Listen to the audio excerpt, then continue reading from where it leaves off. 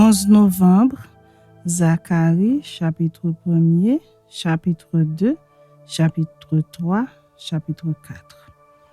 Le 8e mois, la seconde année de Darius, la parole de l'Éternel fut adressée à Zacharie, fils de Béréchia, fils d'Iddo le prophète, en ces mots.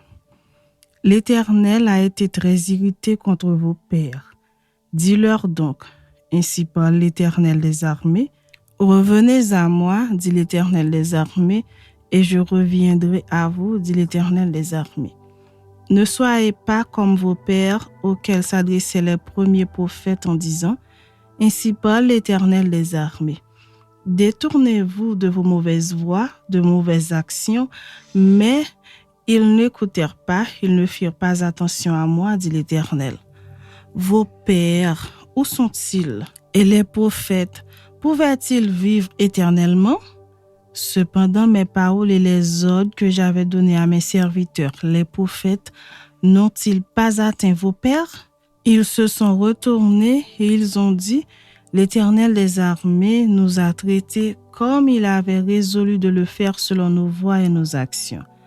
Le 24e jour du 11e mois, qui est le mois de Shebat, la seconde année de Darius, la parole de l'Éternel fut adressée à Zacharie, fils de Béréchia, fils d'Iddo le prophète, en ces mots. Je regardais pendant la nuit, et voici un homme était monté sur un cheval roux et se tenait parmi des myrtes dans un lieu ombragé. Il y avait derrière lui des chevaux roux, fauves et blancs. Je dis, qui sont ces chevaux, mon Seigneur? Et l'ange qui parlait avec moi me dit, je te ferai voir qui sont ces chevaux. L'homme qui se tenait parmi les myrtes prit la parole et dit, ce sont ceux que l'Éternel a envoyés pour parcourir la terre.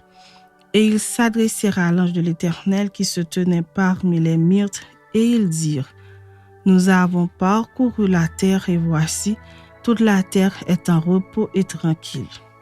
Alors l'ange de l'Éternel prit la parole et dit, Éternel des armées, jusque à quand n'auras-tu pas compassion de Jérusalem et des villes de Juda contre lesquelles tu es irrité depuis 70 ans? L'Éternel répondit par de bonnes paroles, par des paroles de consolation à l'ange qui parlait avec moi. Et l'ange qui parlait avec moi me dit, crie et dit, ainsi parle l'Éternel des armées, je suis ému d'une grande jalousie pour Jérusalem et pour Sion, et je suis saisi d'une grande irritation contre les nations orgueilleuses, car je n'étais que peu irrité, mais elles ont contribué au mal. C'est pourquoi ainsi parle l'Éternel. Je reviens à Jérusalem avec compassion, ma maison y sera rebâtie et le corps d'eau sera étendu sur Jérusalem. Crie de nouveau et dit, ainsi parle l'Éternel des armées, mes villes auront encore des biens en abondance. L'Éternel consolera encore Sion, il choisira encore Jérusalem. Je levai les yeux et je regardai, et voici il y avait 4 cornes. Je dis à l'ange qui parlait avec moi, qu'est-ce que ces cornes? Et il me dit, ce sont les cornes qui ont dispersé Juda, Israël et Jérusalem. L'Éternel me fit voir 4 forgerons. Je dis, que viennent-ils faire? Et il dit, ce sont les cornes qui ont dispersé Juda tellement que nul ne lève la tête. Et ces forgerons sont venus pour les effrayer et pour abattre les cornes des nations qui ont levé la corne contre le pays de Juda afin d'en disperser les habitants. Chapitre 2. Je levai les yeux et je regardai, et voici il y avait un homme tenant dans la main un cordeau pour mesurer. Je dis, où vas-tu? Et il me dit, je vais mesurer Jérusalem pour voir de quelle largeur et de quelle longueur elle doit être. Et voici, l'ange qui parlait avec moi s'avança et un autre ange vint à sa rencontre. Il lui dit, cours, parle à ce jeune homme et dis, Jérusalem sera une ville ouverte à cause de la multitude d'hommes et de bêtes qui seront au milieu d'elle. Je serai pour elle, dit l'Éternel, une muraille de feu tout autour, et je serai sa gloire au milieu d'elle. Fuyez, fuyez du pays du septentrion, dit l'Éternel, car je vous ai dispersés aux quatre vents des cieux, dit l'Éternel. Sauve-toi, Sion, toi qui habites chez la ville de Babylone, car ainsi parle l'Éternel des armées. Après cela viendra la gloire. Il m'a envoyé vers les nations qui vous ont dépouillés, car celui qui vous touche, touche la prunelle de son œil. Voici, je lève ma main contre elles, et elles seront la proie de ceux qui leur étaient asservis. Et vous saurez que l'Éternel des armées m'a envoyé. Pousse des cris d'allégresse et réjouis-toi, fille de Sion, car voici, je viens et j'habiterai au milieu de toi, dit l'Éternel. Beaucoup de nations s'attacheront à l'Éternel en ce jour-là et deviendront mon peuple. J'habiterai au milieu de toi et tu sauras que l'Éternel des armées m'a envoyé vers toi. L'Éternel possédera Juda comme sa part dans la terre sainte et il choisira encore Jérusalem. Que toute chair fasse silence devant l'Éternel, car il s'est réveillé de sa demeure sainte. Chapitre 3. Il me fit voir Josué, le souverain sacrificateur, debout devant l'ange de l'Éternel, et Satan qui se tenait à sa droite pour l'accuser. L'Éternel dit à Satan, « Que l'Éternel te réprime, Satan, que l'Éternel te réprime, lui qui a choisi Jérusalem. N'est-ce pas là un tison arraché du feu? » Or, Josué était couvert de vêtements sales et il se tenait debout devant l'ange.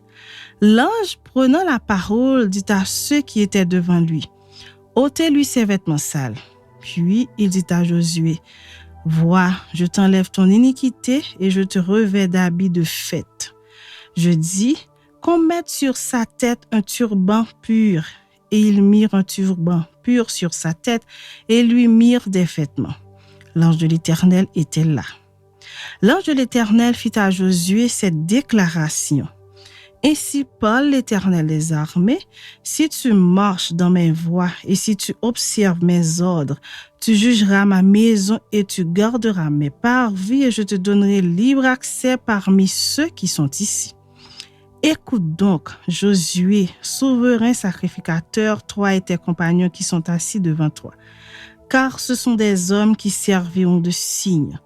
Voici, je ferai servir mon serviteur le germe.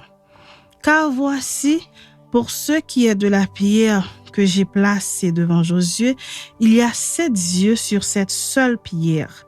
Voici, je graverai moi-même ce qui doit y être gravé, dit l'Éternel des armées. Et j'enlèverai l'iniquité de ce pays en un jour.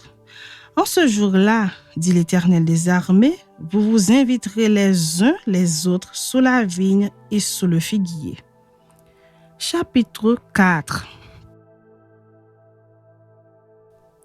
L'ange qui parlait avec moi revint et il me réveilla comme un homme que l'on réveille de son sommeil.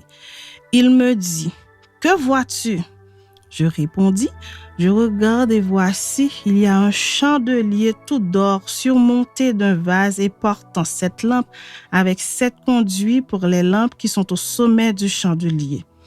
Et il y a près de lui 2 oliviers, l'un à la droite du vase et l'autre à sa gauche. » Et reprenant la parole, je dis à l'ange qui parlait avec moi, « Que signifient ces choses, mon Seigneur ?» L'ange qui parlait avec moi me répondit, « Ne sais-tu pas ce que signifient ces choses ?»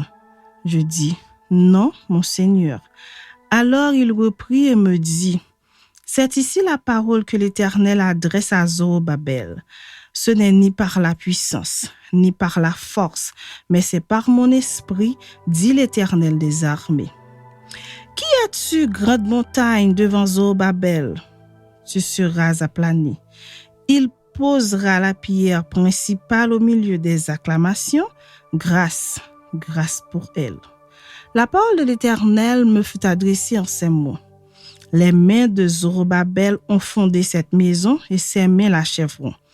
Et tu sauras que l'Éternel des armées m'a envoyé vers vous. Car ceux qui méprisaient le jour des faibles commencement se réjouiront en voyant le niveau dans la main de Zorobabel. Ces 7 sont les yeux de l'Éternel qui parcourent toute la terre. Je pris la parole et je lui dis, Que signifient ces 2 oliviers à la droite du chandelier et à sa gauche?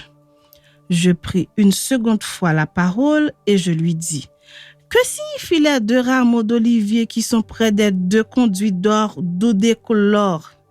Il me répondit: Ne sais-tu pas ce qu'ils signifient? Je dis: Non, mon Seigneur. Et il me dit: Ce sont les 2 reins qui se tiennent devant le Seigneur de toute la terre.